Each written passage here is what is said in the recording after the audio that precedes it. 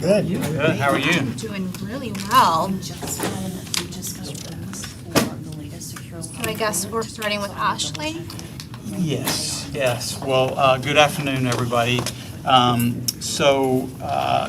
believe we have about 2 hours, but we're going to try to finish our presentation a good bit sooner than that to allow time for any questions that you all may have. And also, there are the contract extensions that are coming up for approval tonight, and you may have some questions on that. And so we'll, out of respect for your time, we'll try to wrap up a little bit sooner than normal. Kenneth will be starting with the health center report.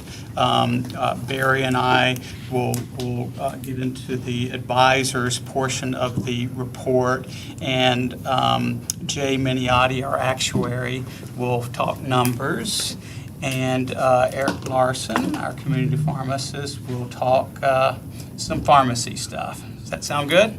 Yeah. Okay. Kenneth, take it away. So I know the last time that we were in the board workshop, you really wanted me to focus on high level and areas that we can improve. So that's what I'm going to do today. Just one of the areas that we did improve on was on the no-show rates and people canceling, which I was really pleased to see those numbers go down because it just helps us with managing the facility. On page, I just want to jump straight ahead to page 11. You know, over the years, over time, we've improved the overall customer service on page 11 to 4.86. But good news is, for July, we've hit our highest customer service rating of 4.89, and you'll see that in the next report. Again, these are messages that are sent to the patient after they're seen in the facility, and then they can make comments, give us a score of 1 to 5 Likert scale, and this is where the health center has achieved. And that was out of 783 surveys for the month of June, which I'm really pleased with. On page 12, I really just, again, these are going to be outcomes. These are just showing where has the health center gone. Moving, as I've talked many times, 75%, 75 to 85% of your overall health care is going to spend is going to be on chronic care conditions. Your hypertension, your diabetes, your high cholesterol, your asthmatics. So, good news is the asthmatics, we've migrated an additional 16% of the asthmatics over to the health center, to your health center, which is good. So that means we're touching 63.4% of your overall asthmatics. Areas of opportunity. So if you look at E2, well, we had some people that ended up in the emergency room or urgent care who had some sort of diagnosis, including asthma. So we're going to be working on those individuals to make sure they've got the right meds at the right time for the right patient. If you look at E06, which is the pneumococcal vaccine, that's an area that we can improve on by encouraging patients to get their pneumococcal vaccine, and partnering with Eric and bringing the pharmacy into the health center is going to make that even better. And Eric was just telling me that he got approved for some other things that he'll talk about, such as flu testing and also treating, which I'm really happy about.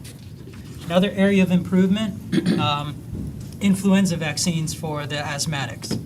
We can, I know Dr. Larson goes out to the different properties to do the flu vaccines, but we can also do a better job of making sure people get it done. Yes, we know that the CDC and the effective rate hasn't been where we want it to be. Sometimes 15 up to 25%, somewhere around there. But if you're high risk, take that 25% and get the flu shot done. Oh, welcome. Sorry, I didn't see you. Get that flu shot done. Now we'll be partnering with Eric to make sure we get that done. On page 13, wanted to jump in on the COPDs.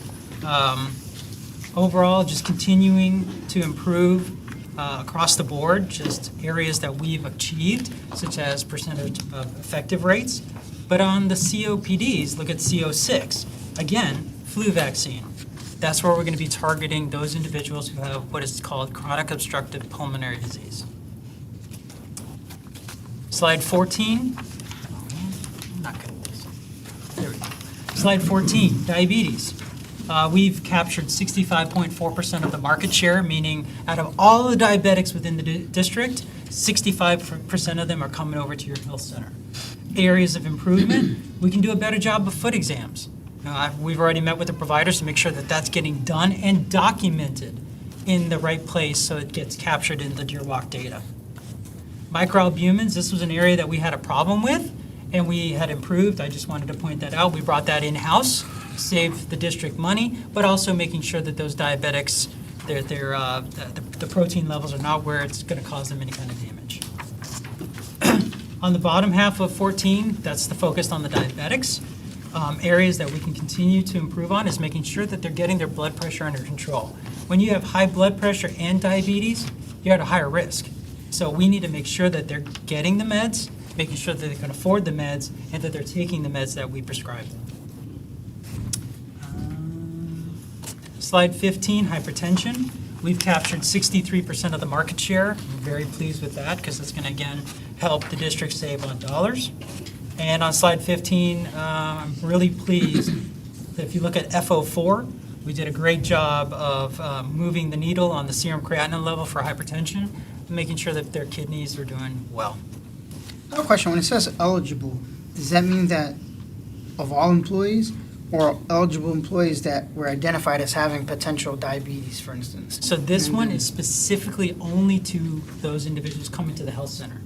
So when I say that there's 63% of the hypertensives, that means there's the other remaining are out there in the community and not coming to the health center. And that's continued to grow over time. So they, at some point, they got diagnosed with diabetes. They just weren't coming there, right? So they went Correct. to their own family doctor or Correct. wherever they went to, just wasn't in the health center clinic. Correct. So these aren't just total employees. They're total employees who have, like, say, a diagnosis of that specific item. Correct, Item. coming to the health center, correct. So to give you an example, the hypertensives or the diabetics, Yeah, like the diabetics, there's like D15 and 16 is 44, 46.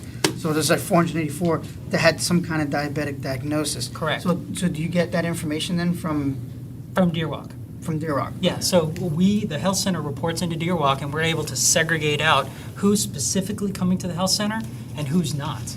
And that's where we're able to say, okay, we've captured, originally when we Yeah, started. because I was saying, 'cause if they're 30. going outside the center, how are you capturing that data from the outside? You know what I'm saying? Yeah, So they never we've also came got to it. the clinic, you know? Yeah, we also get that data so that we can see and do a comparison of who's not coming to the health center, and we get that data, compared to who is coming to the health center, and we've got that data, so that we can bring improvements. So from the health center perspective, we're going to focus laser-like on the flus and the pneumovaxes for those asthmatics, and also do a campaign out there in the SDOC community, which Eric is doing when he goes out there to those flu shots. He's getting not only the people who come to the health center, but also the people who don't. Wait, what page was that? So page 16, I wanted to jump in, opportunities, again, flu vaccines for the age 50 to 64-year-olds.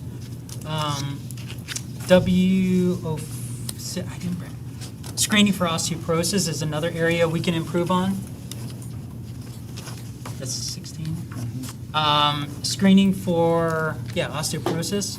On slide 17, still doing a great job. If you look at W08, for the screening for mammograms, we're at 83.19%. That's, again, from the health center population compared to where we are at 72. And the last time we met, we were looking at that because we were a little concerned, but we knew that the teachers would go during their break time in the summer and things like that. So that was really good for us to see, and we're going to continue to monitor that. W22, I'm really pleased with that one. On the cervical cancer screening, we're at 93.41%. And then in the area of improvement, just glaucoma screening. So we do have in the health center an ophthalmologist who actually comes to the health center, but we got to get them to go to their facility so they can do the glaucoma screening at their facility. So that will be an area. So the benchmark is your goal? So the benchmark is really what is DeerWalk's goal. Our goal, you can see we're at 93% for the women of cancer screening. The previous period, we were at 88. I mean, we would love to be at 100%, but that's not going to happen. Okay, so I'm only asking. Yes. It looks like you're exceeding expectations in a lot of these. Yes. Now, when we first started, we had a lot of room for improvement. Oh, we know. We had a lot of room for improvement, and that's where We had talked about the asthmatics, and we're really going to be focusing in on them for the next couple of months. One of the, I don't know what happened, but a slide dropped out, but a slide of W41, which is wellness for colorectal cancer screening. We're sitting at 71.78% versus our comparison, the previous was 59.13. And does that include the Cologuard? Cologuard, that one includes everything. So Okay. remember, with colorectal cancer screening, you could get either a colonoscopy and then you don't have to do another one for 5 or 10 years. So this is going to capture everything, Cologuard, sigmoidoscopy, everything in that one bucket. So as long as they're getting something done, and you're going to see another slide, that's all that matters, because colorectal cancer is one of the top diagnoses. So I'm just to review the data that we're looking at. I know you're going over the numbers, but I think it's important for at least me to understand like the entire table. So benchmark is Deer Walk comparison are the folks that are not attending the clinic. So Are those the their bench, numbers? no, so, Cecilia, those benchmarks are what are, is created by Deer Walk as something that can be followed, but Yes. we have higher benchmarks for ourselves. I understand. I just want to get clear on the data. So benchmark is Deer Walk's benchmark, right? That's their goal. But if we're looking at the right side of the table, comparison, who are those folks? Are those That's- the folks not attending the clinic? Nope, those are people who were attending the health center Okay. in the previous period, so it's a comparison. Previous period. Okay, so this is, what's the previous period? Uh, Quarter? it was June 2020 to May 21. June 2020. Thank you. And the reporting period is June 2021 to May 2022. May 2022. Yes. Thank you. So it's comparing ourselves to ourselves. No, I love it. Thank you. It just wasn't clear. Thank you for the clarification. The other thing is And on page 4, Page 4. back to the beginning, workers' comp. I was under the impression that we weren't doing workers' comp. But I We see are. Workers' comp here now, so are we doing workers' comp now, or? So I guess it's like a staff question too, I guess, kind of going Yeah. back and forth. Yeah. So we lost our workers' comp provider. Her husband got promoted and he had to move to St. Augustine, so we lost her. So we're trying to restaff that. That's on the medical side. On the workers' comp, we not only do medical, but we also do physical therapy and even chiropractic will provide workers' comp treatments. So we're actively recruiting for another provider to replace that one. We actually had another provider in the meantime, but she lowered her availability, so she's just doing DOT physicals and some follow-ups right now for worker comp. In the meantime, we're sending them over to Guidewell, that's off the OPT. So is the goal then, I remember, I didn't even know we were implementing, because I remember having a discussion before, and like, oh, we're trying to think about putting in workers' comp. Is there an issue legally? I guess this is a question for Frank, because sometimes workers' comp, something happens, they're almost kind of like building a case against the district, and wow, is that even allowed for us to do workers' comp completely? Because, I'm not saying that somebody would be nefarious, but, the workers' comp is supposed to be neutral and supposed to go to a judge in case it goes to that, and says, hey, look, this is what it was, this is the extent of my injuries, whether or not you separate with the district. So, I don't know, do I have my lawyer here? Just said that for me. Under workers comp, the employer is allowed to choose what provider the patient can be seen at. So it's no different than us using Guidewell or CareSpot. Most companies use Encouraging Care on it. Us bringing it in-house, Hope does it. Other school districts do it as well. It's just providing us the savings, so we're not basically getting any of that profit on. We're just paying for the salary of the provider, and actually helps us have more control over it too. Yeah. Do we really need to refer out to that orthopedic? Do we have somebody in-house that does worker comp orthopedics? The PT as well is a big component of it, because most injuries are orthopedic related, and the PTs can get them in and out and seen and healed. See, this is really a legal question. Too bad the lawyer's not here. Because again, the question is, like, I know the care can be provided, but, it's a legal separation is what I'm thinking about. You know what I mean? 'Cause I'm thinking, 'cause if somebody gets injured on the job, they may want to put a case against us. Sometimes they may not have confidence if it's the same people providing them. You know what I mean? Now, at some point, it can move from workers' comp to that. You know what I mean? Because they, like, for instance, one instance can be, was the injury a prior injury? You know what I mean? Because just because you fell and you broke your leg, and you're like, oh, my neck is hurting, that workers' comp person has to differentiate it and say, hey, the neck is not part of your injury, it is this, you know what I'm saying? And that can kind of create a quagmire if the patient is trying to say, well, yes, it is, and next thing you know, they're fighting their own person, as opposed to seeing a third-party unaffiliated provider that can say, hey, you know, That typically happens when it's being referred to a different doctor, so it's not the initial treating physician that's doing that. So if there's any kind of history, our third-party administrator does the full sweep on that, especially if we get a litigation coming through. The person also could have a one-time change to a different provider. That's all handled through our third-party administrator. and do we have different software for the workers' comp providers, so they're not using the same notes? Because maybe there's just different set of rules that they have to go by to make sure that, hey, it's a workers' comp case, not a regular medical case, that in order for it to survive, because when I'm thinking workers' comp, you have to think, you know, God, it really is frustrating not having my attorney here, you know, that you have to prepare for it to go to court. You know what I mean? Because, you know, not that it will, but, you know what I'm trying to say, the workers' comp conditions and the criteria are not just medically related. You have to like kind of defend it and say, hey, this is what's happening. So it's almost to me like, I'm not in that field, but to me, it sounds like there's like, you know, when they triage patients and there's things that they have to look for, you know, there's a set of, you know, I would think that the software they use to track everything is different than the traditional. It's separated, correct? Your attorney has arrived. He arrived. Yes, attorney's back. Yes, we were talking about, I hate to repeat it for everyone, I apologize for repeating the question, folks. Like the workers' comp cases, now that I didn't realize that we were taking them in now, because I talked about doing it, and all of a sudden I see them here. And so, from the legal perspective, is there an issue, because when somebody gets injured and uses workers' comp, there's a potential case that it can go to court, and they're gonna say, hey, you know, all my injuries were because of this. And then sometimes the provider has to say, no, that was a prior, that was not, and so it kind of gets almost into a certain adversarial relationship. Is it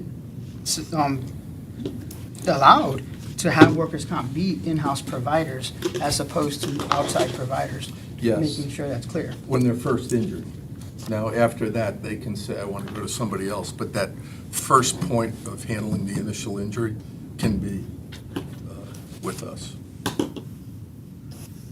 Well, you talked about physical therapy or something like that, but then how can physical therapy be part of workers' comp if that's not, if the initial point is just to see them, they gotta get referred somewhere Well, else, how are they getting referred to? They don't have to refer them. The employee has the ability to object and say, I want a different physician. Yeah, they have a one-time change. But when the accident, instead of going to an emergency room to save all that money in that, they'll take them to the clinic. The clinic may say, you need to go to an orthopedic, you need to do this, you need to do that. Or the employee could say, I don't want to go to the clinic, which I think we could make them go, but hopefully you'll never get there. But at that point, it becomes resolving the emergency initially. And then they can either say, I like what's happened and I trust the doctor and I'm going to follow what's here, or I'm going to go to my own doctor where I want to. Now, do we make them sign some kind of disclaimer or something like that to say, okay, here are your rights, you have the right to see another provider, if you're coming here, like, you're choosing voluntarily I to do don't so? know the answer to that. You know, Well, there's intake, right? When you do a workers' comp case, you'll take an intake, and it will say all of his rights right then and there. Correct. No, I'm not talking theoretically, I mean, do we have it? I mean, Yeah. it's almost like an auditor, we can say it, but That's if I not go them, but we see don't, that- we don't create that documentation. It's We've done this all created. through our third-party Right, we administrator. provide, Package. it's this, the state is what provides the documentation that you have to fill out for workers' comp. Okay. And so we have like a workers' comp insurance that's separate? we have a whole separate company that administers our workers' compensation. Or self-insurance. Insurance and injuries. Okay, and so it's up to them to make sure that the packets are complete and everything like that. We're just taking the initial intake of, you know, that opportunity to, instead of, like you said, instead of the employee going to the emergency room and running up a big bill on us, they're allowed to go there for that initial encounter. Well, they could treat the whole thing if the employee does not need to go to an orthopedic or does not need to go any other kind of specialist. If within a week they're fine, and then that health center provider will release them to MMI, to max medical improvement. It just depends on the type of injury that it is. For example, if you cut your hand, you'd go there, they'd stitch it up. And they'll see you in a Probably week. wouldn't have anything other than the stitch Right. to be done.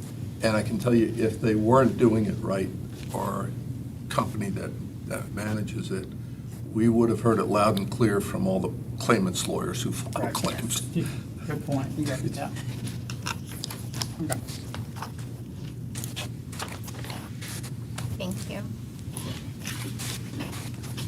So we're talking about pharmacy? Yeah, if you wouldn't, if you'll allow me to jump to 19 and 20 so I can finish up, and I'll allow Dr. Larson to continue. So on slide 19, this is just our ElectRx program. Again, this is a voluntary program to provide free medications to your associates for things such as your Trulicities and very high-cost drugs.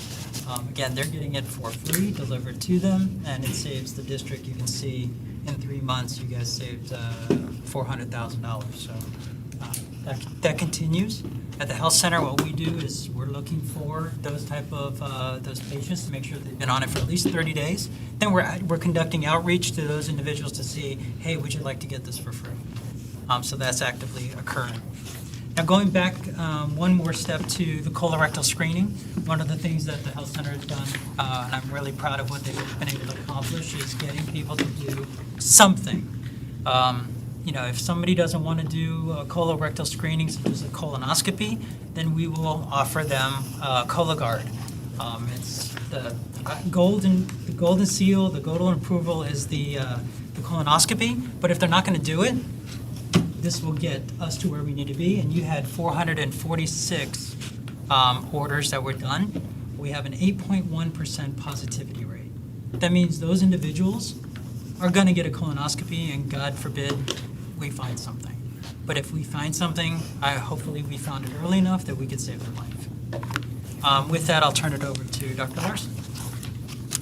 Okay, I'll be brief. So as you guys are aware, we're working on the build-out for the pharmacy at the health center. And right now, we just met with all the contractors yesterday, and they're looking at a first week of September goal date for all the construction. Right now, we have the wall is knocked down for the pickup window. About 75-80% of the cabinets are in place with countertops. We're working through the technology piece, which is the phones, internet. Our servers are on order. They'll be here in 3 weeks. We've ordered shelves and all the items that we need for to get a permit. Workstations, printers, all those little tiny nuances are already either on hand or on order. So what that means is once we get finished with construction, we'll call for an inspection with the Department of Health to obtain a license number, and then from there we'll move forward with the DEA license, which will obtain us access to our wholesalers for drug procurement.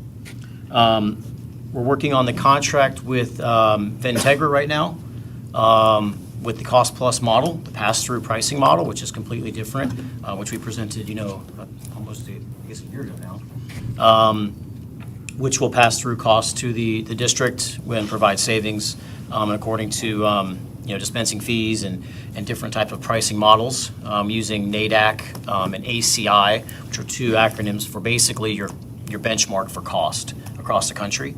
I'm happy to dive into those questions and stuff some other time if you want, or I can provide information on those benchmarks. Ventegra compiles all that data. They set the contracts. We're still going to be using Ventegra, which is excellent because it helps us with reporting, documentation, adherence, and all those types of things. Just like the reports that Kenneth gets, we'll have our own reports on patient adherence. Specialty drugs will maintain the same pricing model we have now, which we added last year, which is that cost plus dispensing fee. So that's not going to change because that's already been in place. What the newest feature, I guess the two newest features is we're going to expand formulary, right? So right now we have a very limited formulary. This is going to give our employees basically a wide range of any pharmaceutical they need. So basically, they're going to get a portfolio with all the access of all the products that I have currently across my stores and my licenses, which it includes limited distribution, brands, generics, of course, and specialty as well. So our goal is to basically provide everything that we possibly can to them through the health center and through the school district pharmacy. Just to clarify, the formulary he's expanding is the one out of the health center. Right now, we have limited generics at the health center. Yeah, right now there's probably 80 or 90, I think, medications on formulary. And they're all generic, low-cost generics, which are excellent, but we want to broaden that. And, you know, our employees are going to get their free generics at the health center, then they're going to their community pharmacy to pick up this one, then they're getting their specialty from somewhere else, or they're getting their brand from Alex. So we kind of want to centralize it. We're going to be a triage point for them as well. So they're not, you know, we can help coordinate with Elect for their brands. We can coordinate with the community pharmacies, transfer them in. So, you know, polypharmacy is a term that we use in practice, and this will help bring that in. And we can help, you know, if we have to outsource something or send it to a limited distribution pharmacy, we'll do that. But we're going to be the quarterback for them. And I think that's, you know, we preach that pharmacy case management is a huge disconnect in practice throughout years and years, and hopefully this will help bring that benefit to our community. Signage, we already have signage ready to go. They'll be probably the next 3 to 4 weeks out. Window clings, the signage up under the health center. I'm happy to share you guys those. The final draft will be coming to Lauren and her team later on this week. Hours of operation, that's a big one. We just got our phone numbers yesterday. Thanks, Shane, for getting those, our phone and fax. Our hours are going to be 8 to 6, Monday through Friday, right now. And then the Saturday, if there is an issue on Saturday, we will have the phones routed to my store in St. Cloud. They'll have access. We have central servers, so we can access all the documentation across all the stores in case there's a need, and my store will be able to service them without having to, you know, pay for the staffing at the health center at this time. We went over the numbers, and based on, you know, patient volume and foot traffic, and we thought the 8 to 6 was a great starting point for access of hours, which we're always happy to expand should there be a demand, of course, down the road. And then Kenneth mentioned, I'll be real brief on this part, we're launching our flu campaign again on-site for all the schools. I know this is kind of aside from the on-site pharmacy, but we're going to start September 26th. That's our goal, and do the campaign through October, just like we had the last 3 years. I'm happy to announce that Lauren had reached out to me, and we are going to add pneumonia to that service offering as well, based on we saw the under-vaccination of pneumonia. So we're going to have that as well set up for the employees. We're going to have a different questionnaire set up for them because not everyone needs a pneumonia vaccine. You know, it's based on different criteria, whereas everyone is eligible for a flu shot. And then we're also monitoring the COVID booster space, which is ever-changing, and you know, we'll see how that plays out in the next couple months as well, to see if we will happy to add that offering as well without a problem, just like we did last year. And then finally, like Kenneth mentioned, so test and treat. So pharmacists just got approved to test and treat for flu, COVID, and strep. And the legislation just passed last March, and the law went implemented on July 1st of this year. We just got our protocol approved. We partnered with a local physician here in Osceola County, who's been here for 40 years plus, and he's our medical director. So we're now able to do flu, strep testing, children, anyone, and then prescribe antibiotics, antivirals, whatever is needed at that time. This will help to decrease ER visits, you know, urgent care visits. It's cost mitigation strategy. They'll be able to, you know, get their medication and fill at the pharmacy really seamlessly. And that model At our clinic. right now, no. That's something that needs to be decided by the health center themselves. But I think that there is an appetite for that. Right now, the contract is with my location, but it travels with my license, so I can do it. I can do it right here if I wanted to, just like a vaccine clinic. Great question, but that'll be an internal discussion on how that works out, and if there's going to be some type of a payment model or whatever we want to do, just like we have with the flu shots as a direct cost, with you know, saving those other interventions that are billed at the ER and all those unnecessary. We say necessary, unnecessary, depends on what it is. It's basically an easier access point. It's walk-ins for families. They can come in. We built out a clinic in our St. Cloud store just for this specifically, and we can do the same at the health center as well, and help patients get in for their families and get it done in a cost-effective way, in a really quick way. So, but it's great because it's for every pharmacist. It's not just me. It's anyone that, you know, has a provider that signs off on their collaborative practice agreement. Yeah, the shingles vaccine, I assume. Yep. So we have all vaccines. Great question. I should have touched on that. So Pharmacists just got approved now for 7 and up on vaccines. So now we can vaccinate 7 and up. It was 18 until July 1st again. Our technicians now can vaccinate as well, so that gives us an expansion of reach for our staff when we're doing clinics and things like that. Currently we have all vaccines at our locations. The health center will have no missing vaccine, I guess. We'll have a full offering there. We currently already do. So I have the vaccine list and all the procurement over the past year, and there's a lot of vaccination going on at the health center currently with the providers, which is excellent. We're just going to be there as an extra assistance piece. So when people come in for vaccines or multiple vaccines, our pharmacists can help. So the providers can work on the providers and the chronic care management. We can help with the vaccinations and the medication and that intervention separately. So we'll have all of them offered, and then we also have a scheduling system for vaccines. So we remind you when you're due for your second, third dose, things like that, which will happen through the pharmacy management software. So last is technology. We're going to have a secure text message, so our employees can now text directly to the pharmacy if they need anything. We have an app right now. Currently, it's already in place. They can download it now. The health center pharmacy will be added to that app very soon as we get opened, and the servers are set up, where they can transfer between stores. They can fill. They can tell us if they want to ship, delivered, how they pick up and pick up times, things like that. So there's a whole scheduling module built in. And then we have we set up an eFax. So we have eFax set up for all the providers in town and all the anyone that needs to send faxes to us, which seems old, but we still do a lot in healthcare with faxes, believe it or not. So that's basically where we are. I know that's a lot, and I was really quick, but Who's the doctor? Dr. Martin O'Malley, may have heard of him. Good friend of mine. How does pharmacy work then, like say for instance, if we're opening up a restaurant, right? You buy the meat, you can buy the meat either from a store or you can go to like a wholesaler or distributor. If you're really lucky, you probably go to a manufacturer, I doubt it, unless you have 1,000 stores or something like that. How does that work with you guys? Do you guys have like a distributor of medicine? Exactly. Are you guys allowed to go straight to the manufacturers and order from them? How does that? So there's really both. I would say 90% is going through a distributor or wholesaler, as we call them. Is that what Ventegra is in this situation, or? No. Ventegra is the processor. So Ventegra is going to basically be our claim level processor. So it yields the copays.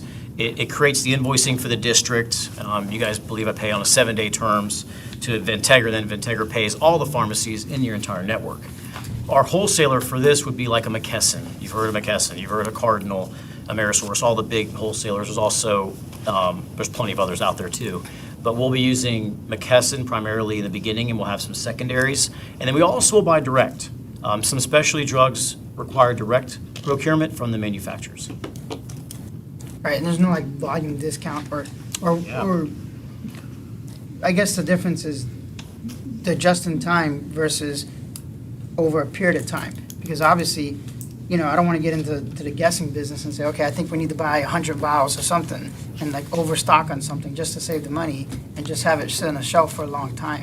You know what I mean? Are we able to sit there and say, give them some kind of historical data? Now we've had a medical clinic for a while and say, okay, look, we promised to order 100 over the year or something like that. Can you still give us a discount on something like that?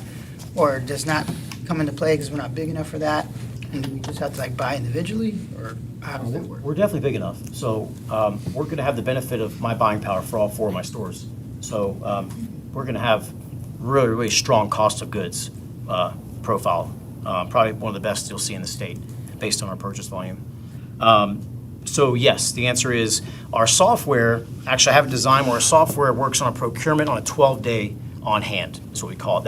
That basically cuts us back from having, like you mentioned, expireds or unneeded medication on the shelf, unneeded spending. I have to keep costs tight too. I have to pay the bills every 2 weeks, and then I get paid from like Ventegra every 30 to 45 days, so I still have to float, and I'm used to that for years. But it helps us with buying, like you said, a couple thousand for this, because I know I'm going to move this in a 12-day period. Now, what I will also do is I have it set to where it also shops based on a certain percentage of our cost. So if I found another wholesaler that's 25%, for example, less than my net price, then it's going to my pharmacy, my software is going to send that order to them. So it's constantly, every day, we get a new EDI file at about 2 a.m. with all of our wholesalers, and that tells us every morning. So every day, we're shopping for the best drug, for the best price. And then, obviously, it tells me how many our order points, we call them, or some people call them PAR points, right? Probably heard PAR points in some in other industries. Tells us how many we need to have at that time. Now, I say 12 days, you're like, wait a second, most people get 30-day supplies. That doesn't mean every order is filled. It's going to cover a full fill and keep 12 days on hand just in case someone else walks in with the new script for that. I may have 30, I may have enough to partial to get them going, but it helps us keep inventory controlled. So when you say cost plus then to us, so are you taking that bill that you receive for that medication? Obviously, you have to make a profit. You're not doing this for free. So is that what that is? So you're basically passing on the cost of what it costs you to do it and then charging a fee on top of that? Or what? Yeah, so the dispensing fee is going to be $5.50. Right now, you'll see in the space, in our current contracts, it's around $9.50 to $10 in the community. Some places are a little different. What's going to be unique here is Ventegra is going to have a direct line, just like I get, of all of our costs. They're also going to get that same cost, which is great for auditing and holding me accountable, which I want, sending them my estimated net, which is my drop-dead cost after rebates and everything. So Ventegra is going to take that cost and build their pricing model based off that. So basically, you're getting my dead cost plus, and then paying me $5.50 per script. So, and on paper, you're like, how in the heck would you even do that and stay in business? Well, the other costs of the facility, which is nice because they're being absorbed by the health center, right? So overhead, things like that. So it's a cost savings model, just like these gentlemen do, and how we've all kind of operated. You know, it's the margin will shrink, but obviously bringing things in house and buying power will help benefit all of us. So. And how long does a rebate usually take to get redeemed? Yeah, great. So net 30 on rebates. Right. So, but when you bill us right away and then you get the rebate back, or do you bill us after you receive the rebate and then give us the cost plus on top of it after the rebate is taken into account? Your net terms are going to be the same as the rebate. So basically, the way I envision it, which will be worked out, is I will be paying you. You'll be paying me as the rebate comes in, and then basically you're underpaying me until the rebate comes to basically bring that up to the cost. And I'm sorry, I'm just kind of new to Yeah. it, so. It's are never rebates been done before, so- Are rebates like guaranteed? Because like, what if you gave us Yeah. the lower amount, the rebate for some reason doesn't come through? I mean, I don't know. No, you're not wrong. You can So- educate me. If you're they're right. 100% So one-to-one, but there's if not, are you compliant- getting that money back? There's a lot of compliance pieces to the rebate. And there's a lot of things that the wholesalers, the games they play, that I'm used to playing now, I guess. No, don't get me wrong, there's a huge inherent risk for me here. Okay. This is a huge risk for me. So you're at risk, not us, because you always give us a discount, assuming that the rebate's going to come through. So if the rebate doesn't come through, then you absorb the difference. If I'm not good at what I do, Right. I'll be in trouble, let's put it that way. Yeah. No, I just want to understand. Yeah, no. I'm not questioning you, and it Hey, sounds like I'm there's a questioning. lot of 'cause I'm pieces. trying to be Yeah. educated at the same time, and I'm Yeah. just trying to understand the nuance. I'm carrying a lot of risk, for sure. Right. But I think overall, if you look at the goal and the fact that my other store can help this store too with inventory and things like that, and we're going to share some staff with my drivers and things, I mean, I think that it'll help overall, and it's definitely going to help the district for sure, much more so than me. And the other benefit to us too is we don't pay you as a full-time pharmacist, we just pay you the dispensing fee. Don't pay me So if there's anything. no volume of activity, then well, obviously we can pay you more than a salary if there's a high volume, but again, if there's a high volume, you're covering it. You got to think of this. I get really paid zero on this, right? It's based on performance, and that's what we talked about. We need conversion, right? So without utilization from the employees, I'm dead in the water. But that's why having a zero copay incentive, having brands brought in, having that full service pharmacy and that higher quality, I think that's the key. Is we think about cost, but quality is what we really want. I think that's what our employees deserve and crave in our community. It'll be. You're going to get a great quality versus cost. And I guess my last thing on that is, it's a convenience factor too. Like if I'm already there seeing a patient, I'm saying I need to get a script, I have to drive to Walgreens to go pick it up later. If you're able to fill it right then and there before I leave, then you're cooking with some grease at that point. And we're also going to deliver. So there's the other piece to this, the next layer, is deliver to everywhere in the district essentially, which I do now, certain days of the week. This will help us create access points and help deliver to those underserved areas for sure. We're discussing a nominal delivery fee to see how that works. I did a delivery cost analysis. Basically, right now, it costs $7.84 for me to deliver a medication. Happy to share this data if you need it, based on my current model. We think that a shipping cost around $2, something like that, would be just something that is very, very affordable and something that just helps kind of mitigate that cost, considering we're going to be sharing my drivers currently until we get to a point if we need a full-time driver, great. But logistically, it's not necessary to pay for another vehicle and all the overhead. And then we're also looking at some type of pickup and depot or delivery locations on certain schools, which is down the road a little bit, and a pickup locker program. There's a lot of different things out there. Technology's gotten really robust in that space, where some of our employees can pick up at certain locations, and we can have like a locker set up with the medications delivered there. But I that's, worry about security. yeah, of course. Somebody giving access to Yep. the control. Again, just something, it's an option out there. We're looking at it. Amazon lockers, right? Same You can thing. Use your ID, pop it in. Yeah, but this one has a camera and everything too, so you have to call and talk to the pharmacist, and then they unlock it. So it's a completely, it's really, yeah, it's very unique, very cool. Something looking at down the road, but right now our goal is to provide access to our very spread out county and our employees. And, we're doing that pretty decently with our delivery program currently and our shipment program, but I think that we can really ramp that up too and help our patients. And we've talked about, I just want to make sure we put it on the table, that we talked about restocking. If they don't pick it up, Yeah, there's some accountability measures that we're looking at too for not picking up, especially if we're using a locker pickup format, because they can't sit in there for very long, and it's a lot of work to drive down there and audit all the pickup receptacles and things like that. But we are gonna, there's gonna be, payment on file before we deliver. Logistically, it's got to make sense, because if we're gonna be doing large scale deliveries, just like I currently do, we have to have our drivers manage it. The drivers have an app, it routes them, which is nice. It tells them where to go, and it works with traffic patterns and everything throughout the day. Can you drop off some kids if we put some? So that's a good point too, yeah. Pick up, Cash yeah. on the side. That'll work out fine. We use the drugs together. That's it, yeah, there you go, right. But it does route them, so, on our end, we want to keep it has to be, our routing is not as robust as like a bus pickup, but it's kind of similar, because we have to go to certain parts of Kissimmee, certain parts of the day. We go to Point Siena in the mornings. We try to work around the traffic in the area, so it won't be any different here, and we'll utilize our technology to do so. One thing we currently have over-the-counter medications out of the health center, so that's not something we'll be able to pass through the Integra. So when Eric's contract comes to you next month, you're going to see that as a pass-through cost. So if a patient gets Flonase or whatever it is that the current health center does, then that would be billed to us directly for that patient. Yeah, there's also we discussed, which will come to you for approval at the next meeting, is a brand incentive program, to where your first fill at the pharmacy for 90 days of a brand would yield a zero copay. So we will be, utilizing, coupons as we do all the time anyway, and be creative, but the district would essentially pay for those first 90-day copays for that brand.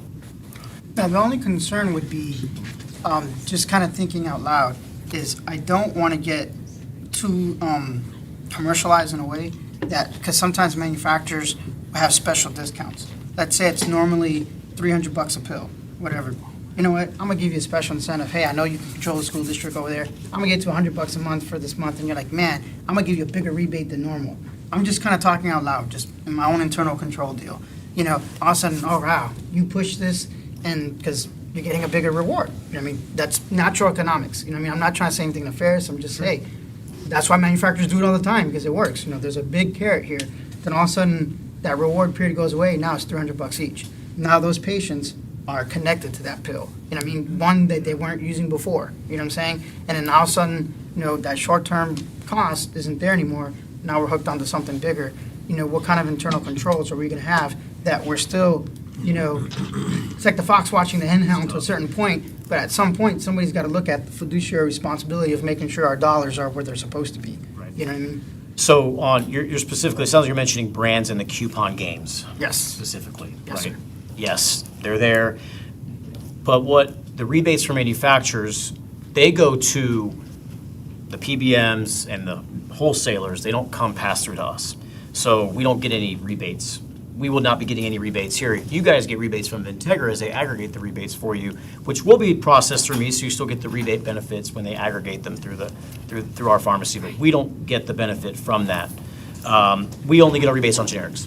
That's probably the best way I can put it. There's no rebates on brands at the pharmacy level. Now, the coupon game is a little different, but it's not. They'll put a coupon out so the patients pay $0 for a certain amount of months, and that coupon goes expired after a certain amount of time, and then that patient, like you mentioned, is stuck with that medication because they really like it or it's really working for them. But that's where formulary design, Integra, these gentlemen, they work on that. That's where Chuck works on it, finding out what programs are best and what the best for formulary design with the district is. I don't create any formulary design myself. The Integra's still going to manage that. So, nothing's going to change based on what coverages are. I'm just going to be there to help find more coupons because we still want to use them for sure because it only benefits. Yeah, our and especially if it's already there. But Yeah. it's part like what we talked about before. We're trying to push more generics than brand names. We're trying to I think we're talking about doing like an international program where we do that. I still want the overall lower costs, not fall into the marketing temporary euphoria. Does that make sense? And I guess I'm just one board member. I can't give direction. You know what I mean? But I think that's the conversations we've had before. That was important.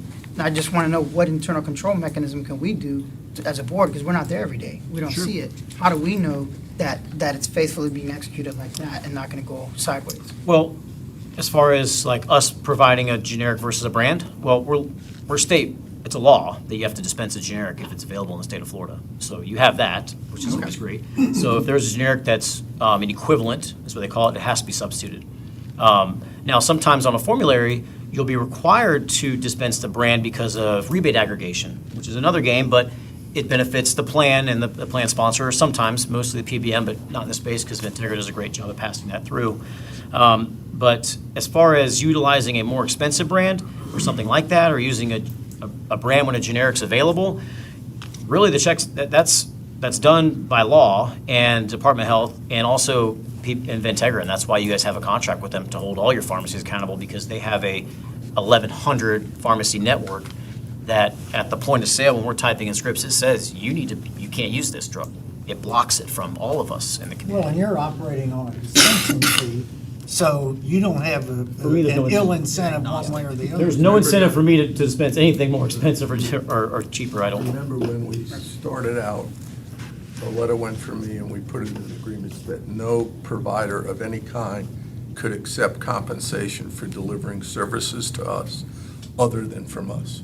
Yep. There couldn't be any kickback of any kind because the medical industry was fraught with that and we learned about our prior provider and kickbacks. Yeah.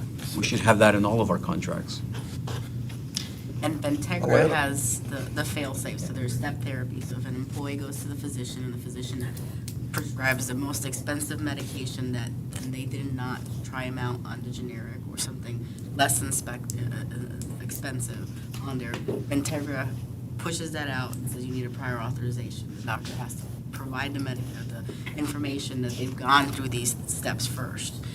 They do that daily right now. Eric does that from his pharmacies for our employees. Our employees are completely aware and go through that all the time. SkySail also monitors Integra as well as Eric for us. So there are And Integra does every employee, not just the clinic, right? So Correct. any employee does any purchase. yes, so SkySail monitors Integra, the health centers, pharmacy. So Eric is included in that because he's a community pharmacy. And SkySail provides all the reports. So they were here, not the last quarterly, we had them over the phone 2 quarterlies ago, and they go over the whole pharmacy side and make sure everybody is performing to their contracts. Thank you. Yeah. I don't understand it, man. It's a very tough industry. But once we get up and running and stuff like that, I mean, you can come by anytime, or you can come by the pharmacy now. I can show you like a claim level, what I'm discussing. It probably clears it up. It usually what we do with legislators, things like that, they come want to understand the industry. So happy to do that anytime you guys want. Thanks. Probably physically. You hit it on the head because 30% of Americans are never going to fill their first prescription. So if we do it at the point of care, that increases the probability that they're going to take it. And number two, polypharmacy that Eric talked about, That's the kind of stuff that the health center and Eric and his team are going to work on to make sure that when they're coming to us for the first time and they're coming to us with 19 drugs, we're going to be whittling it down, working together with the pharmacists, the health center providers, and the pharmacists together to fix the problem. Well, and the next step is the pharmacogenetics, Oh, yeah. Oh, that's. you know, where DNA markers can help you determine more effective treatment protocols with pharmacy. And we are happy to announce that the pharmacist we hired, their entire family works for the school district. And the product of Osceola County. And she's product of Osceola County. All right. Proudly. Yes. I like it. Great job. Ready to move on? Yes. Okay. You'll move on over to page 22. I'll put it up on the screen. This is kind of our dashboard, and the numbers that we've focused on in the past, the last quarter in the past, is that kind of highlighted the tan number about halfway down, tan line about halfway down. That's your per employee per month total expenses. That has gone down a little bit since last time, but you can see it from the very beginning when, before we took over, it was at 811 and then went to 761. We were still with Cigna at that 761 and infusing some of our cost-saving solutions into the program. And then in the following year, 2021, we were all on the new kind of different plan that we have now, and the numbers have been kind of going down since. Let's see.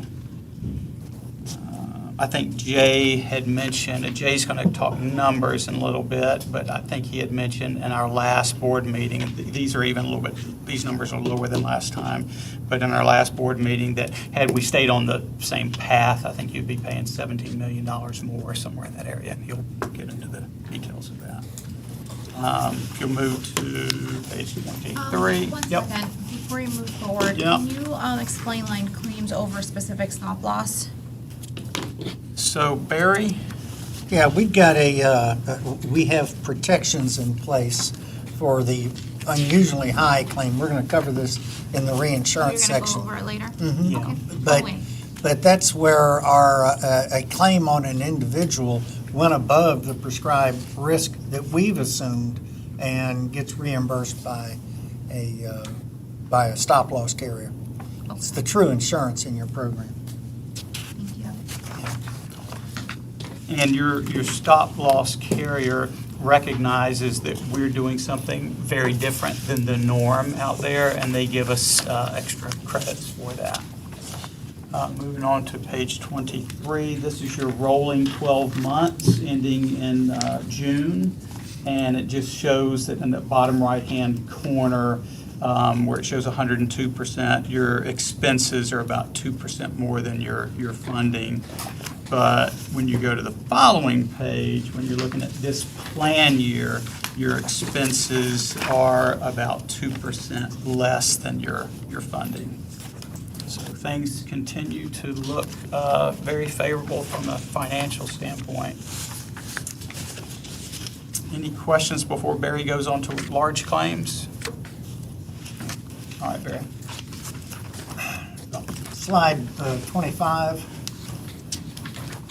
is the listing of large claims. The amount of people above $200,000 went up by over $2 million last month. I became concerned about that because that seemed precipitous, but really at this time in the year, that doesn't mean that we had that many people with $2.5 million worth of claims last month. It means they might have been at 160,000 and then had another $50,000 worth of claims. But I went back over the last four periods and plan year to date, we're very much in line, large claim count with what we've seen in the past. So it was not as out of normal as I at first thought it was when I looked at it.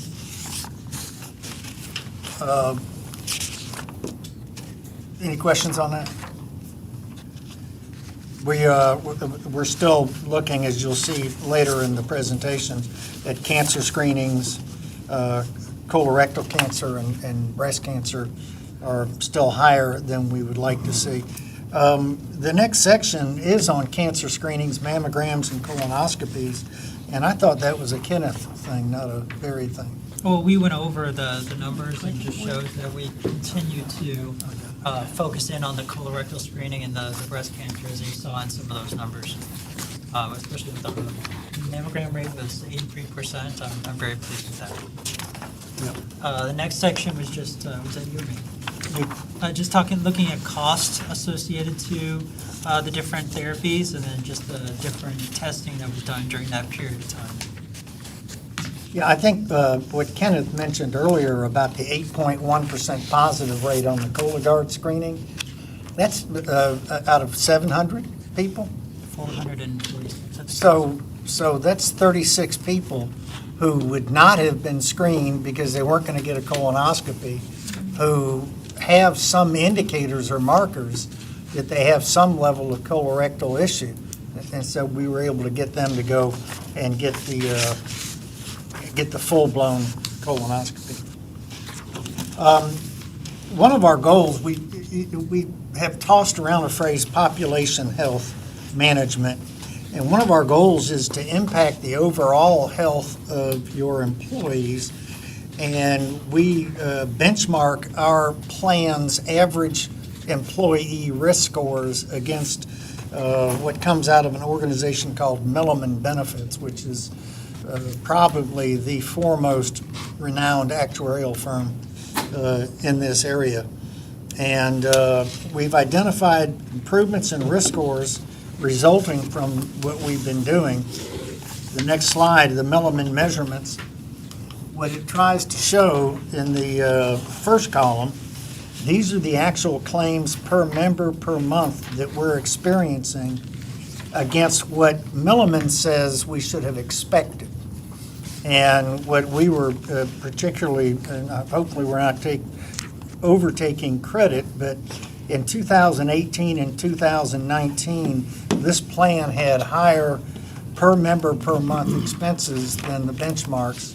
And since we implemented our programs, we're actually outperforming the benchmarks.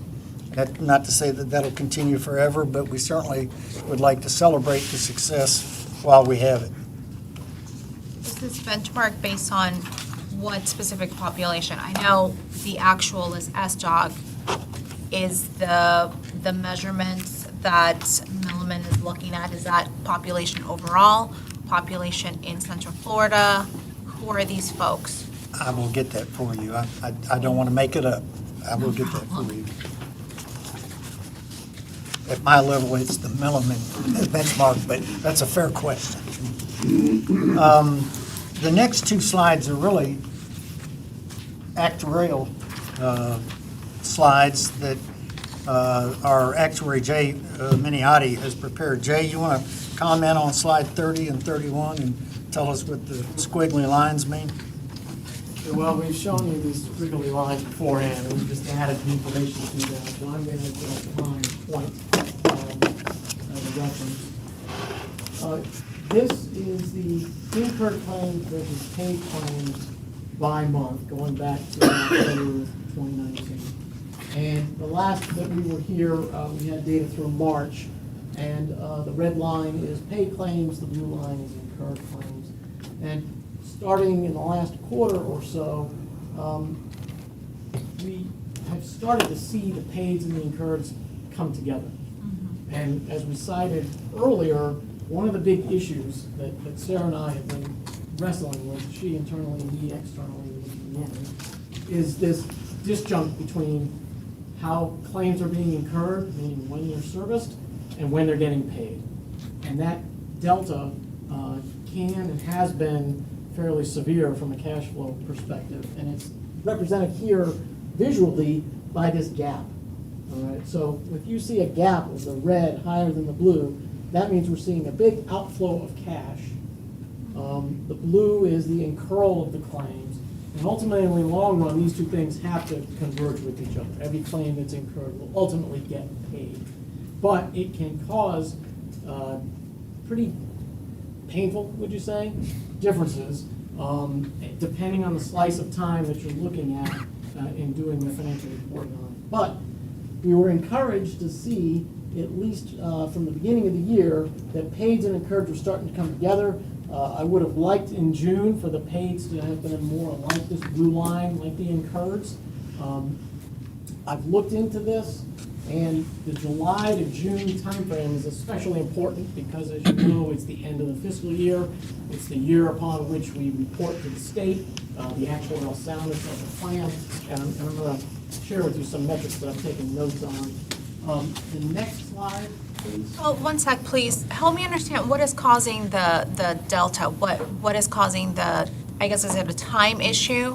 What's the, difference in payment when the payment actually goes through versus. because, There's always going to be a delay. yeah, There's a timing difference month to month, all right?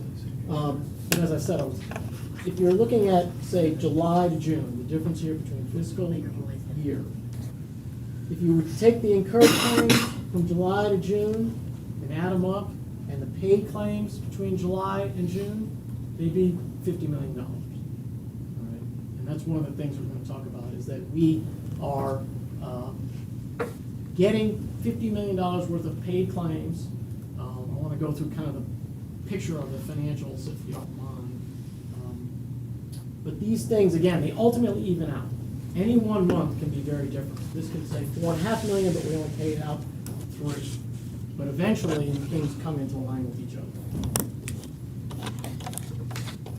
I'm trying to understand what the significance of you telling us this is. We know that they're getting paid, they will eventually be paid. There's just a huge, in some cases, because it's coming together, a huge difference between the time that we receive the incurred claims and when we pay them out. What does that mean in lay terms? The In significance? terms, it means that the budget Thank you. can be off. Yes. And again, the timing of when the board is putting money in, when Okay. the teachers are paying in their contributions, and it can cause either a $5 million surplus or a $5 million deficit. Thank And you. again, over the long run. But I think also in the early part of this year, when we saw paid claims spiking, and we had naturally drew our attention the advantage of having a mathematical mind on the team. He was able to point out that while that is true, and there's some catching up going on, more than likely, if you look at the trend from the blue line of October 19 to the most recent, it is certainly downward. So, Yeah, the on next exhibit incurred. shows that. So that's what started this whole conversation was I started seeing costs skyrocketing and going, whoa, we're way over budget here and this isn't the story we're hearing. Yeah. We're hearing that claims are down. So that's why the team started digging into this and realizing that it really was a timing issue between Got it. being incurred versus paid. Yeah. So the concern was we started seeing the bills come in for prior claims, and it looked like we were going way over budget. And that's what this is getting at here. This is the rolling 12 months incurred claims versus paid claims. So every 12-month window is creating an average per employee per month claim. And so what Sarah's indicating is, and when it became apparent, was here at the beginning of 2022, where all of a sudden, we're seeing the paid claims exceed our incurred. And this is causing about a $5 million gap. Now, the encouraging thing, to take Barry's point, is that the blue line is our incurred claims. How quickly are services getting rendered? How often are people going to the doctor? How many times are they going into the hospital? Intensity, right. All of that together is on a downward slope, and it continues to go down here even in June. But there are some big picture numbers that I was going to share about the fiscal year, if it's okay with you. Okay. And it harkens to some of the things that we've been hearing from the team already about direction and where we think we're headed. So for the July to June timeframe, we've had $50 million in claims. 42 million of the 50 million are medical. And the medical claims, 42 million out of 50, the first half of that fiscal period, they were averaging about $4.5 million a month. I'm sorry, $3.8 million a month. Now they're averaging about $3.3 million a month in paid claims. All right, pharmacy claims are separate, they're an additional 8, so 42 million for medical, 8 million for pharmacy. Pharmacy claims run about $700,000 a month, that's pretty consistent. But on the medical side, that's hospital visits, that's doctor visits, $3.8 million a month the first half of the fiscal year, $3.3 million the second half of the fiscal year. So down, on average, $500,000 a month between the first half of the fiscal year and the second half. Now, according to your chart, though, if the logic follows incorrectly, then I don't know the straight line down. I'm thinking around December 2020, when incurred claims went over the actuals, right? Then all of a sudden, they hit back again December 2021. So it seems about 1 year. So in theory, if the incurs exceeded the paids for that year time, we're expecting about a year's worth to recover that, right? So we're actually going to expect our paid claims to be above for about a year, because theoretically they have to come back down to zero because they have to get paid, right? They do have to get paid, but what we think is going to happen is that these two are going to start to bend down together. How and why? That's What's- if people what do you- don't create new claims, like you said, but but what I'm saying, but let's just say, even if they bend down, the fact is that delta has to get recovered. And that's assuming that the number of claims, kind of like what Chairman Castillo is saying, is on a downward trend, but forget what the future trend is. We got to make up the difference first. It's a difference that is getting paid daily. Every week that you guys are getting an invoice, that's getting more and more taken care of. That's why I think the issue is happening the way that it is. We are seeing pays, for example, in June of $4.5 million, but the incurreds are much lower than that. So I think that is what is the catching up happening. Yeah, so there's really not a delta. It just shows as one because everything's in arrears. So how do we fix it? How do we make those, is there a matter of paying quicker? How do you make those two equal? Some of that's a choice of the vendor. I've been beyond the conversation about Aether and switch from Aether or any of that. But yeah, I think that that's part of it, is that they are paying claims more quickly and that they would be reported quickly. I don't think that there's a lag necessarily in reported claims, but getting them paid and being paid by the vendor more quickly would start to bring those two things together. Okay, it's You an took a big- administrative issue, I it think sounds so. like. Madam Okay. Chairman, you Yeah. guys took what we think was a major step towards fixing that with replacing Aether. Was one of the frustrations Lauren had. That was a concern about the timing, but I also just want to state that this timing difference in and of itself is not an issue. Yeah. It's a matter of understanding the data. Right. And being able to budget accordingly. So now that we understand that's what was going on, it doesn't necessarily mean that there's a problem. We just need to understand what our data is saying. So taking that into account when you're reporting the numbers. And when we're figuring out how to budget, how much money we're actually going to need to pay our bills when. And we're working on the budgeting process right now. Any other questions for me? Good observation.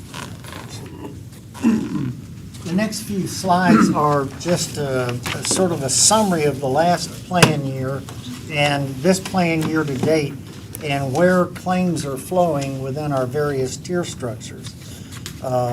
Tier 1, we have Orlando Health, HCA, Point Siena, St. Cloud, Nemours. And Tier 2 are facilities or physicians with which Evolutions has what are considered more commercial contracts. And the difference being the Tier 1 contracts were specifically negotiated on behalf of the district with those providers. Tier 2 is kind of like the in-network element of a PPO, where it's more commercially based contracts. And Tier 3 are those organizations and physicians with whom we do not have a contract. And of note, I think if you look at these and compare the claim counts, I think it's important if you look at the discounts. Last year, on average, for all of our tiers, we had a 70% discount, which, off of bill charges, which in the insurance world is a great deal. If you look at Tier 1, we have a 72% discount. Tier 3, we have a 78% discount, but that's because we're artificially manipulating what we pay those people as a multiple of Medicare. And, I mean, otherwise you'd say, well, why don't we just get rid of Tier 1 and Tier 2? I was going to say that. I'm like, wait a second. Tier 3, you have the bigger, that's exactly what I was leaning. But that comes with a level of friction, because those hospitals and providers are not contracted, and technically, they don't have to accept our reimbursement. Well, I'm having trouble understanding Tier 3, since Florida hospitals in Tier 3, and we haven't reached agreement with them on a number of outstanding bills. Right. And the amount, so is the 73% savings including Florida hospital or not including Florida hospital? It is almost all Florida hospitals. But it's only including what we've paid currently to Florida hospitals. So those balance bills that we're still talking to Florida Hospital with. That'll are lower not the discount. included in that. Are you saying because the bigger discount is happening because they're negotiating with each individual claim as opposed to just having a contracted agreement saying, hey, this is what the discount's going to be? Not So so we're forced much. to manually negotiate, which is causing us a better discount. Not so much manually negotiating, but we're dictating, here's what we're going to pay you. And then the negotiation and argument happens after the fact. But those remaining balances, if they end up getting, Let's make sure I understand this, since I'm in discussions with Florida Hospital, and we're saying to them, we're only paying you X, and based on what you're saying to them, you're calculating a 73% savings. In reality, they're saying, we're not accepting that. There's this balance bill that the employees owe us. So I think we need to have the board clearly and everybody understand, there's not a guaranteed 73% savings here. No. Right, But, but if I read that, I'd be saying I got a 73% savings. Well, that's to the district, it's not to the employee. No. We have arbitrarily said, we're making these savings because this is just what we're going to pay you. We've also said we wouldn't let any employee That's right. have to pay. And all I'm saying is, when you reflect it like this, I would say, well, we saved 73%, but I think you have to have an asterisk. no There question are about open- it. yeah. There's a there- major open issue No, that's a here. good point. Right. There should be an Well, asterisk. and Where's the definition of allowance mean? Allowance means just. this is how much either the contract provides for or how much we've opted to pay. But it doesn't mean that we've actually paid yet. So if this column was created, another column, and said, okay, this was actually paid, because I think it'd be interesting to see the difference between what was actually paid and what was the allowance. Because that could be varied too, right? No, we paid. The allowance is what we paid. We paid that. This is what they billed. They But, billed. but Mr. Melendez, to Frank's, I'm confused, but then Frank just said, we didn't pay that already. But it says. No, this allowance. is Does what allowance we mean have mean that we paid. physically paid or didn't pay? this is what we physically paid, but Advent Health is saying, we want more. So as an example. Oh, you paid it to date, but that Yes. doesn't mean it's settled. Right. That's what it is. Right. So Tier- you made like a yes. down payment, so to speak, like a good faith, and say, this is what we want to pay. Well, it's They in- might say, well, I want more money. Yes, which would What's shrink the the discount. outstanding number? About $1.5 million, isn't it, Frank? So even if you throw in $1.5 million here, you're still looking at the facility summary, you're still looking at $2.5 million for almost as many claims, 3,300 claims versus 4,200 claims. You're still looking at a very significant discount, even if you add those $2.5 million in. It just happens to be unilaterally determined the amount that we were going to pay. That's right. So our Tier 3 is set up currently to offer 150% of what Medicare pays. And if, in the spirit of community economics, getting rid of the friction, if the school district agrees to pay three times Medicare, well, the payment would go up and the discount would come down. Right, of course. And that's what you're referencing. But right now, so there's $2.5 million total paid to Tier 3. Where are you seeing it, 2.5? I don't. It says 1.094, right? But there's $1.5 million outstanding. So if you were to include all that together, that's $2.5 million, Roughly, right. right? So you have 3,346 claims. Do you see that? Oh, yeah, in a second, I was looking at the first column. I saw So at the 3. allowance, Okay, the the second. allowance is, so they're saying, I guess Florida Hospital or Advent Health is saying that we still owe them $1.5 million. Or that's what's left to pay that we've decided we were gonna pay on to Advent Health. Yeah, it's subject to whatever the ultimate settlement is, but. But Frank, it does deserve an asterisk. Oh, no question. Yeah, and we'll take care of that. But what I think is more perhaps relevant is if you look at the claim count from last year and this year, the facilities in Tier 3, which is a good bit of our friends at Advent, last year was 3,346. Now, we've only got 8 months, but it's 557. There's another thing of this that's, tell me if it's misleading to me or if I'm understanding it. The billed amounts are not based upon some standard billing for all the hospitals. It's based upon their billing rates. Totally out of thin air. So what I'm saying is, if you look at Tier 3 and you show a 73, we'll go up to, just start with the first facility summary. You look at Tier 3 and you're saying a 78% savings.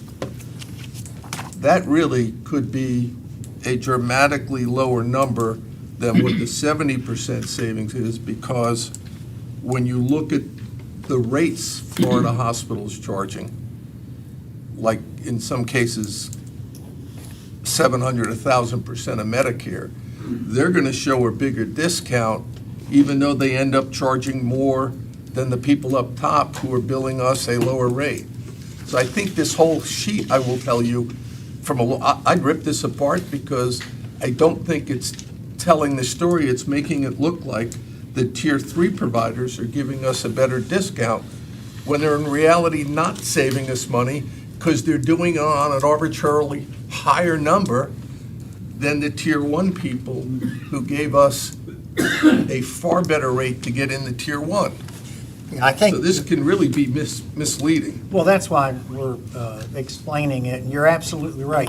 There's 2 ways to get a discount: pay less or bill higher, which is your point. Right. Kenneth, is the charge master? Yeah, but here's something that, and I love your logic, and I felt it, but the only problem is, I had a problem with that logic, because if the build rate on Tier 1 was lower, right, let's just say than the Tier 3, then why is the discount 72%? Because you're already billing lower. Why are they giving you a discount on top of a discount? No.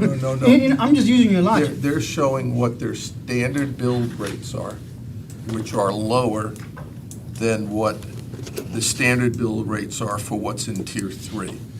And then they're giving us discounts on top of that. This is just showing if you went to the hospital and weren't with Osceola County Schools. So the One of them bill, charges you $100 to give you stitches, the other one charges you $120. That's where you're starting. So Like for like.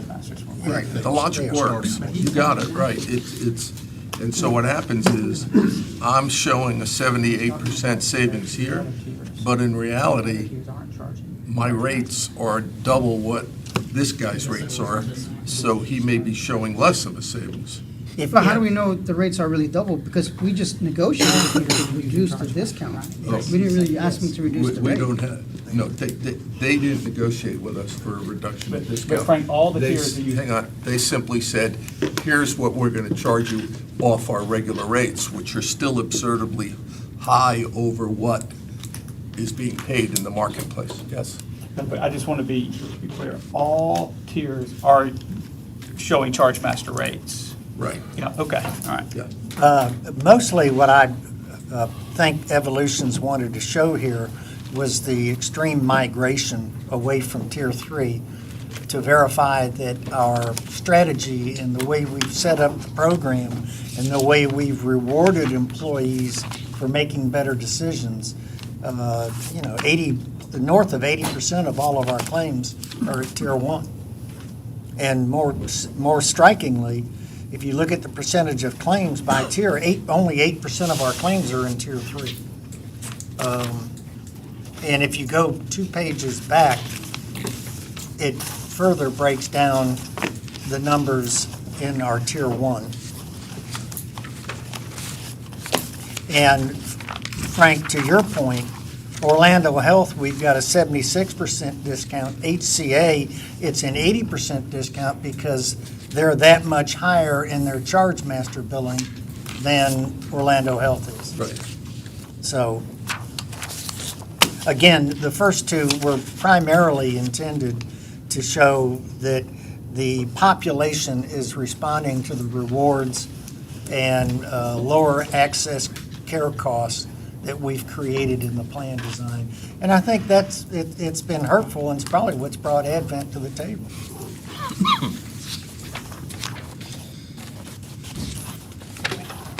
The next few slides, are we okay? Go on. We were asked to take about an hour, and we're way past that. The next few slides are just giving you some context for what we've done for reinsurance. We have an offer on the table. The first slide, 35 and 36, just sort of explain the background of how we got where we are with the reinsurance. Slide 37 shows a little bit of the history. And in the row titled Risk Individual Stop Loss, this shows how we've taken on more risk over the period of time since 2017 to 2021. In 2017, the plan paid the first $900,000 in claims on any one individual, except we had two people that had exposure up to $2 million because they were known high claimants. 2018, we did the same thing. The premium went up. 2019, the premium went way up, so we rearranged and we added what's called an aggregating specific. All that means is on any one individual, we assume $900,000 worth of risk. If you have more than one person hit that, the next $300,000 across all of those people is a risk to the plan. And then after that, the reinsurance company pays in. Last year, we modified that based on the claims experience we saw. So in total, for one individual, we've assumed $1.6 million worth of risk. And that saved, if you look at 2020 to 2021, there's $400,000 more risk in 2021, but it saved $270,000 in premium. So if you sort of flip it, the question is, would you pay $270,000 for $400,000 worth of insurance? And the conclusion we drew, that wasn't a very good buy. So we assumed a little more risk and saved on the fixed cost. This year, we haven't had one person reach 50% of the specific deductible. Now, is that total policy, or is that individual employee hitting that amount? Or not individual employee, individual patient, or? It's one individual patient. This year so far, we have one claim that's just north of $700,000. But that's still $900,000 or $800,000, before the reinsurance company gets worried and thinks they might have to write a check. So unheard of in this environment, we got a rate pass. I said, we'll keep it where it is. And I think because we're doing the work we're doing to predict, manage, and ultimately control claim costs, I think that's borne out well, at least in terms of fixed costs as it relates to the reinsurance program. So this is on the vote for tonight. Now, do we have a plot on that then, of how many people? Because I remember seeing this, we've done a couple workshops, I can't remember which ones, but there was one, they were saying, okay, 700,000 is the highest one, what's the next one down? We have that. If we got 3 or 4 in the hopper at 600,000, then you're running a bigger risk. If the next one is like 200,000. Page 25. Yeah, page 25, that's the large claimant list right now. Yeah, that's the one. It's everyone over $200,000 so far year to date. And what I've been tracking is, especially for those high claimants, how hot has it been month to month? And that large tranche at the top, it would seem that their problems have been resolved because I'm seeing less than $1,000 increase month to month. But see, to me, this is where the rubber meets the road. I mean, who's the case manager on this? Who's the person that's there every day, can sit this, well, I guess you have to be careful, because you don't want to identify the patient, you know what I mean?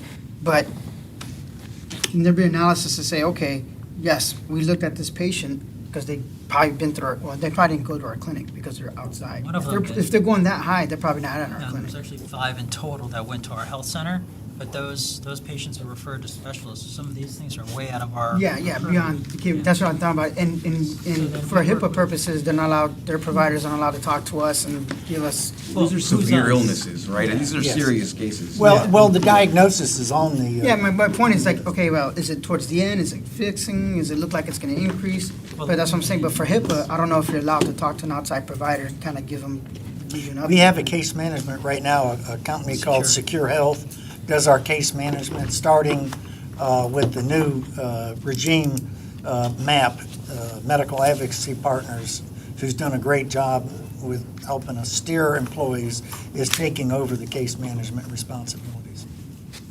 So having someone assigned to these folks to Every be day. sure they're, managing, to the best of. And without using individual identifiers, we use a communication board called a Zoho board. Zoho's the company that hosts it. I think to address Mr. Melendez's comment, it is clear that you have in place the management of these cases where you're monitoring them and you have an idea of which one is likely to explode or which one isn't likely to explode. That's right. And transplant, we just had a liver transplant. We were way ahead of that, negotiated a fixed case rate that was less than half of what you would have thought in a fee-for-service environment. So, I mean, we got a liver transplant for under $300,000. That's a bargain. So, A lot of people drinking these days. No more multi-million-dollar heart transplants. So in other words, it doesn't look like any of these are gonna supersede the no, 1.5. no. And the reinsurance company has all of this data and the trends and the case. Yeah, because that's when they gave us the premium quote. They gave And the the premium case quote, management that's was- part of their formulas. What's the probability of it going up? Correct. They originally asked for 11%, and the comment was, they're asking for 11, would you take 7? And we went back to them and said, you might want to take a closer look at this claims experience. And we got it to flat, so. I mean, I think it's worth saying that in these situations, this is a serious health risk, right? These are people with serious health issues. Then maybe the number one priority would be to help them to the greatest degree that we can. I think that that's the commitment we make as leaders to the population.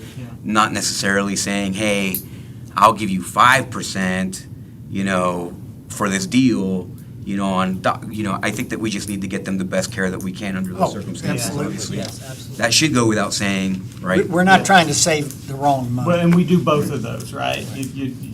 I It's think, key. we're also public stewards, Yeah. right? So we're stewards of the people's money. Yeah. That's, but obviously, the commitment that we make to our employees would be that we take care of them. I don't think a liver transplant is funny. I think that that's serious business, and that's obviously somebody's life that we're talking about, a parent, or a child or someone. And I think that obviously that's deserving of serious discussion, not jokes. Well, a lot of the plans in the private sector require a center of excellence, which says for this particular pediatric liver transplant, you can either go to Boston or you can go to Minneapolis. And our plan gives employees the option to stay local, even if that's not the tippy-top best place for it. And they've routinely chosen to be close to home. Our liver transplant was at UF Shands up in Gainesville. But if we had stayed at a $900,000 stop loss, not only would we have paid $425,000 or whatever, but the spread between 700 and 900, I guarantee you we'd have gotten a 20% increase. Yeah. So we're trying to manage the risk versus the cost in the most efficient manner. Planning for next year, we're excited. We're starting to take the first steps into genomics, which is the use of DNA for a wide variety. Kenneth and I reviewed, and we've recommended a genomics project that is designed to impact musculoskeletal issues in the area of breast cancer and chemotherapy. The DNA markers can tell you if chemotherapy is going to work or if it isn't. I think, what is the number? 75% of all chemotherapy for breast cancer is a waste of time. And just terribly debilitating for the patient. So we're starting to look at genomics, as I mentioned, pharmacogenetics, DNA markers can tell you, you better not put these two pharmacy products together on this DNA platform because they cancel each other out, that sort of thing. Another piece on the genomics that we're also looking at is taking a look at your numbers and related to premature delivery. So we're looking into some testing that might help us identify those individuals faster than Way in advance. faster than the traditional. Traditionally, we would look at somebody who's a high-risk patient as being advanced maternal age, or diabetic, HIV, hypertension, those type of things would be identified as high-risk, premature. But this testing that we're looking at would identify those beyond that. People who typically wouldn't identify as having a risk, we'd be able to identify those. We're looking at that for the plan. Infusions are very expensive and they're becoming more and more common. Yep. And I've been a proponent, and I know Kenneth is, of having infusion capability at the health center so that you can control those costs. I'm working with a group right now that is building a body of evidence that with an infusion every 6 to 8 weeks for an hour can have a dramatic impact on the cost of diabetes. Now, that's still a little experimental, but comment on the types of infusions you envision. Yeah, looking at your data, you've got a lot of patients who are getting things like Remicade or Renflexis. You probably heard it on TV for Crohn's disease. Well, once Eric comes on board and we're in the facility, if he's in the facility, we could procure it from him, and then we'd have it infused in the health center for your members who are already getting those infusions. Lower cost, better convenience. Yeah. So better that's, compliance. That's in the future. That's where we'd like to go. The Cancer Concierge, Carolyn and I have been looking at 2 organizations. Right now we have the MAP program, MAP, where they look up quality and cost-effective carriers for the general population. Well, there are subgroups that specialize in, when somebody has cancer, it's scary, you can go to the 6 or 7 different types of treatment protocols that are all heavily advertised, but to have somebody hold a cancer patient's hand and walk them through the system specific to their situation, I think makes a lot of sense, and it would frankly save a lot of money in the process. On the With the cancer, emphasis being, it would always be to help that patient have the best. 100%. absolutely, We need to- 100%. This board, that's the overriding direction of our board. But do I do proton therapy, chemotherapy, radiation therapy, and you get 100 doctors in the room, you got 108 opinions. So one of the other things on the early cancer or additional cancer screenings that I'm working on is it's a pretty big project with a group that's looking at multi-cancer early detection. And as it continues to head down the direction, looking at it clinically, number one, for the patients in your population, and then the cost effectiveness of it. So stay tuned. It's very exciting just based on the clinical outcomes and the research that I've read on this group. Emergency room mitigation, that's just, again, something we're going to continue to look at your data to see how many of your associates or members are actually going to the emergency room, because we've got solutions that can help out with mitigating those expenses. Something that I came across recently, and I found out Kenneth has been looking at it as well, is a new model for hospital care Oh, yeah. where you get the people out of the hospital earlier and do the similar treatment as if they were in the hospital at home. Yep.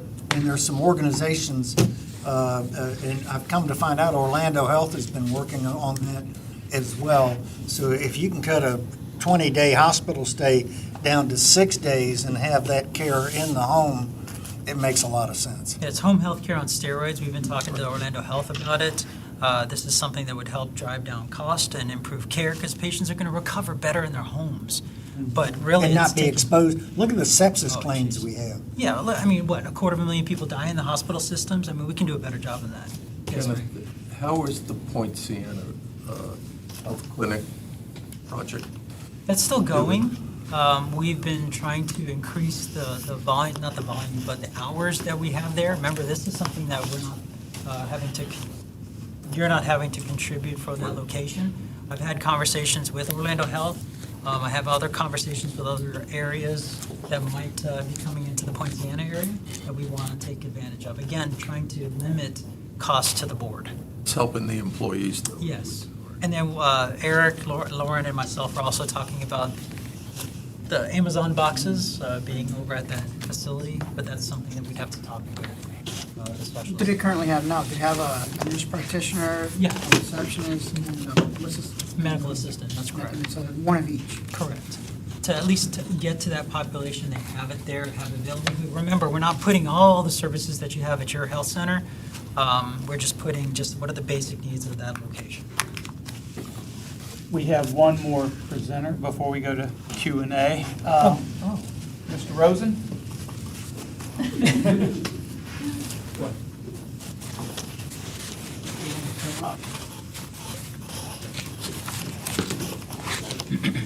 Mr. Rosen just wanted to thank you for trusting in us. I just want to say thank you from the bottom of my heart to give us the opportunity. It was really amazing and so wonderful. And we appreciate it so much, so much. It is amazing to me because of what you had the courage to do. That so many others now are reaching out to us. That has been a surprise. But it will change healthcare, no doubt about it. You have demonstrated that. But you had the courage to say to us, okay, we'll give it a shot. And we appreciate that so much. So from the bottom of my heart, I have to say thank you. God bless you all for giving us that opportunity.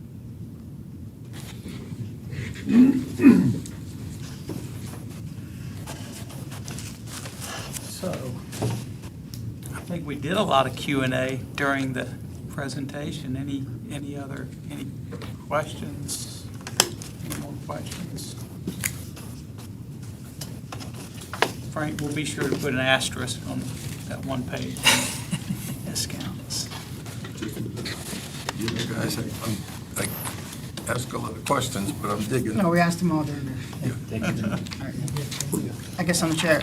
Any questions or anything? Oh, you're the chair, sir. I wasn't supposed to be the chair, and I became one. Just real quick, Adjourn. also on tonight's agenda for you guys, there's a green imaging and a SkySail contracts to vote on, which is the addition of the two existing contracts. You're both working really well. Green imaging is the breast. Green imaging is the overall imaging, so Right, CT and scans, MRIs, SkySail. SkySail is the monitors for Ventegra, and now the health center, any kind of policy.